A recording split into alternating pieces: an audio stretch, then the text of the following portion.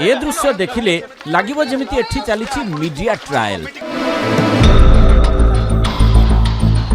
विभिन्न चैनल रो बूम सबु माड़ी होई जाउथाय महिलांक मुहरे। प्रश्न बाणारे जर्जरित होई जाउथांती सेमाने जेमिति एई माने ही कमिटी सदस्य।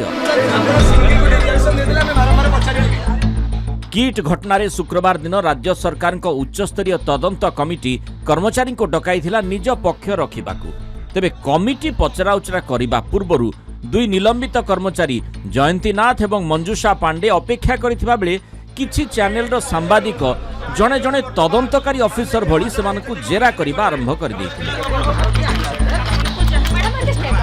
एमितिक अन्य जणे महिला कर्मचारी रेशम नवाज को पूरा घेरी जाइथिले।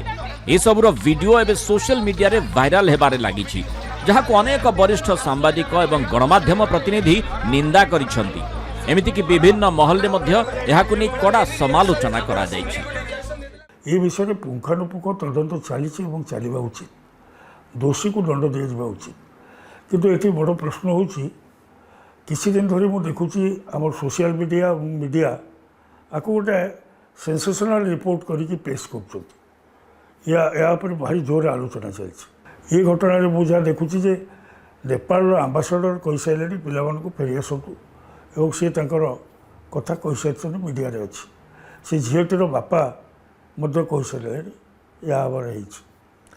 तो एठी मु देखुछि intentional reporting is always danger for the democracy and society. ये किसी लोग इंटेंशनली या ब्लो अप करेंगे। मनकर गोटे प्राइवेट चैनल रे किसी दिन तले गोटे धर्षण संवाद आसला, आ गोटे संस्था निया लगी आसला। तार अर्थ आम कौन कहवा से संस्थार मालिक को ना एफआईआर करके गिरफ्त कर। तो कथा हूँ अच्युत सामंत ये घटना पर बहुत जिनस जोड़ी हो तो कार को राइभालिटी थो डेफिनेटली ताकू जोड़ी देते। मोर कहवा कथा आईन ता रास्ता जाओ, दोषी दंड पाओ। मीडियार धर्म हूँ जहाँ घटला तो आज इट इज रिपोर्ट कर मिर्च मसला देकी नुह क्या इंटेंशनली गोटे टू पुल डाउन समवन और पुश समवन एटा जर्नालिज्म कहजबनी। तदंत चली से दीज महिला कर्मचारी प्रति ओडिशार गणमाध्यम जो भाया व्यवहार गतकाली प्रदर्शन कला सीटा आदौ माने गोटे ना गणमाध्यम मर्यादा रखुची ना गोटे सभ्य समाज परिचय दौची। आपण गोटे झील को गोटे मृत झील को न्याय देवा जाकि दीज जीवंत महिला प्रति आपण अत्यंत अशालीन अभद्र आचरण कर। आज्ञा चुप रहिबार अधिकार प्रत्येक लोकर अच्छी। तांकु सरकार डाकी सरकार से बयान देवे, से गणमाध्यम को बयान देवा बाध्य नुहंती। गणमाध्यम आमर केबे बुझिबो जे जड़े नागरिकर चुप रहिबार अधिकार अच्छी। मु सबु कथारे बयान देवा बाध्य नुहे। आपण मो तंटी आपंकर बूम गलैकरी आपण मत बाध्य करें ना जे मुझे गोटे स्टेटमेंट देवी।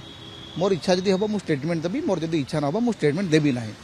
आपण जोर जबरदस्ती आप निजे जज भाया कहते जे आपण ओडिशा बदनाम है। ठिकादार आपण ओडिशार ओडिशावासी आपको ठिका देइचंती।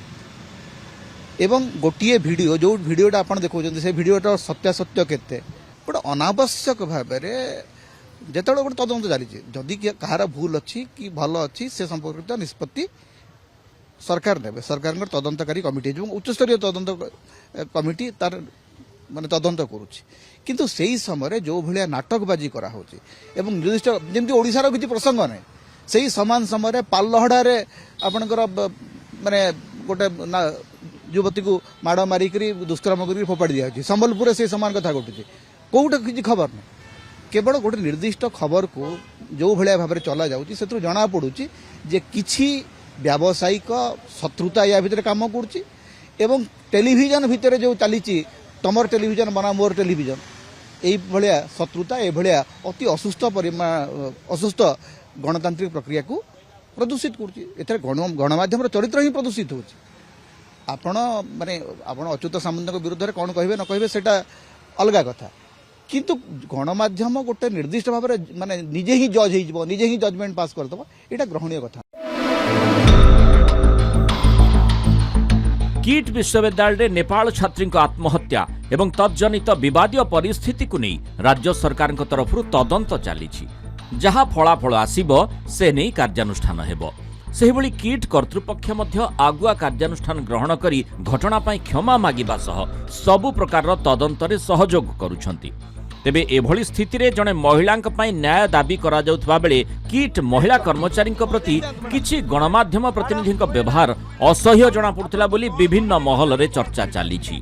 Bureau report Kalinga TV.